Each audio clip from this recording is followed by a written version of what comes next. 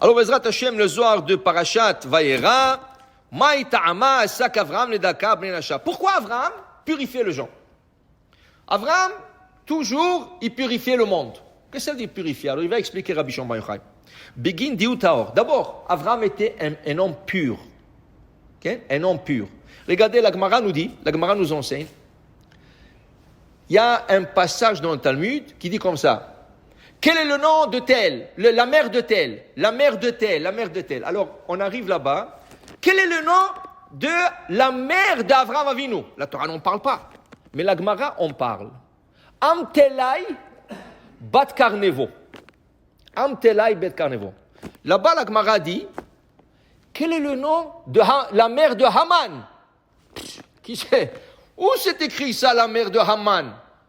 Nous lisons Purim de Haman, mais jamais on est venu à travers le nom de la mère. Mais la Gemara le dit. La Gemara le dit. Quel est le nom de la mère de Haman?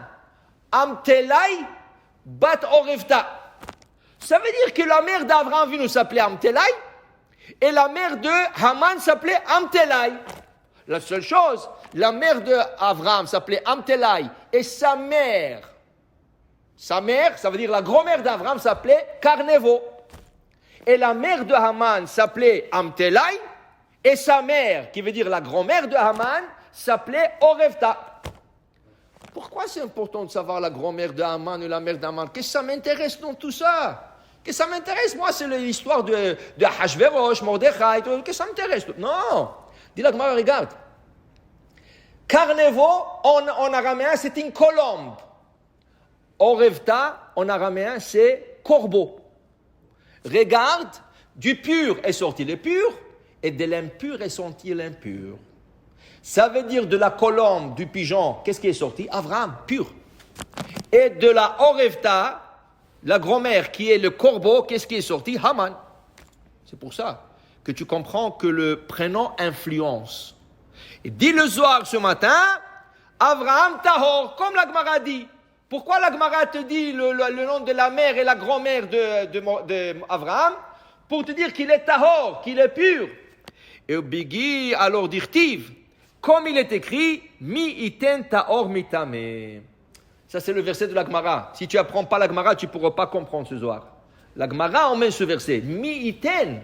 Regarde comment Tahor, impur, est venu du Tamé. Ça veut dire Nahor et Terach.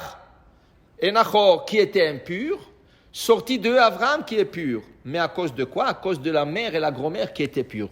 Le prénom était au moins pur.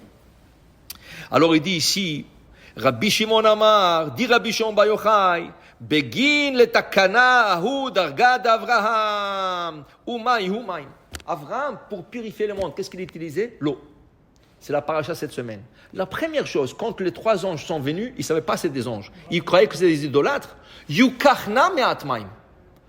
Eh, messieurs, avant qu'on commence de discuter, de parler, de quoi, de manger, de quoi faire, s'il vous plaît, je vais prendre un peu de l'eau. Rachatsu raglechem. Lavez-vous le pied. Pourquoi? Dit Rashi, regardez Rashi dans la paracha. À l'époque d'Avraham, une d'Avodazara, une d'idolâtrie la plus courante, c'était quand les gens marchaient dans le désert, il y avait du sable et de la poussière qui se ramassait entre les orteils. Après, arrivé à la maison, ils ramassaient ce sable, ils mettaient un petit monticule et se prosternaient devant. C'est une croyance débile. Mais c'est ça. Avraham il dit, oh. Moi, je ne rentre pas cette Avodazara chez moi à la maison. Lavez-vous le pied avant que vous rentrez chez moi. Rashi, un peu plus tard dans la paracha, il fait la comparaison entre Avraham et Lot. Il regarde Lot. Les Malachim ont quitté Avraham, ils sont partis chez Lot. Lot les a accueillis. Mais regarde la différence. Avraham leur dit, vous ne rentrez pas chez moi, d'abord lavez-vous le pied, enlevez de moi cette Avodazara. Qu'est-ce qu'il leur dit Lot? Non, venez chez moi. Mangez, rentrez, dormez. Verahatsu raglechem. Quand vous terminez de manger, lavez-vous le pied. Dit Rashi, comment ça se fait qu'il a fait rentrer les gens sans leur laver les pieds avant qu'ils rentrent chez lui? D'abord, on lève la Avodazara et après, leur... C'est ça la différence. Avraham ne laissait pas un homme impur ou idolâtre rentrer chez lui. D'abord, je te purifie. Bama, avec quoi? Maïm. Parce que l'eau, ça purifie. Okay? Il dit ici, c'est comme ça qu'il purifiait les gens. C'est comme ça qu'il convertissait les gens. C'est comme ça qu'il emmenait la croyance d'Hachem dans le monde. Mais il dit une seconde.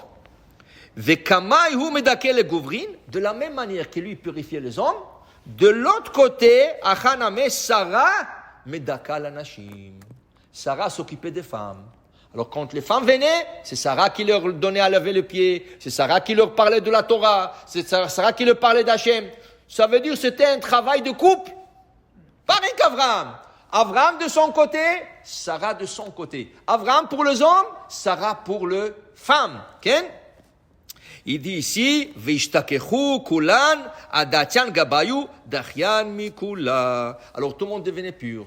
Dit le Zohar, viens voir quelque chose. Tahazé, viens je te montre quelque chose. Abraham avait une plante d'arbre. Il avait une plante d'arbre. Là où il voyageait, dit le Zohar, okay? Et là où il voyageait, vélo avasalik. Il plantait, ça prenait pas racine. Là où il mettait cette plante, là où il plantait, ça prenait pas racine. Combien ça prend de temps pour avoir une racine? Machlok est dans le Shulchan Aruch. Il y en a qui disent 3 jours, il y en a qui disent 2 semaines. Mais 2 semaines, c'est le maximum. Si après 2 semaines, la plante n'a pas pris racine, elle ne va plus prendre. Et Abraham voyageait pourtant beaucoup. Là où est-ce qu'il allait, il avait cette même plante, même. Il plantait, ça ne donnait pas. Il l'enlevait de la terre. Il allait, il continuait. Parce qu'il voyait que la plante est encore bien, mais elle n'attrapait pas la terre.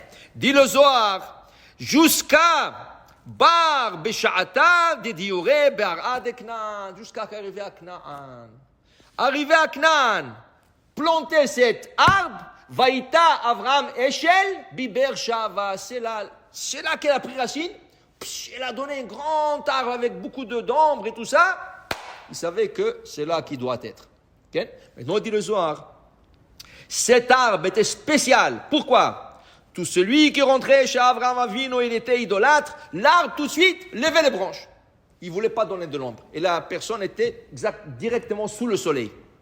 Abraham savait que c'était un idolâtre, qu'il faut s'occuper un peu plus de lui. Et quand la personne venait chez lui et l'arbre donnait son ombre, il savait que celui-là, peut-être il n'est pas croyant en Hachem, mais il n'est pas idolâtre. Parce qu'il y avait des gens athées. Il y avait des gens qui ne croyaient pas dans tous ces idoles, mais ils n'avaient pas d'autres à croire. Alors au moins Abraham le rapprochait vers la Torah. Et c'est comme ça qu'Abraham savait qui est idolâtre, qui n'est pas idolâtre. Grâce à cet arbre qui était un arbre de miracle. Baruch Adonai Le'olam, Amen ve Amen.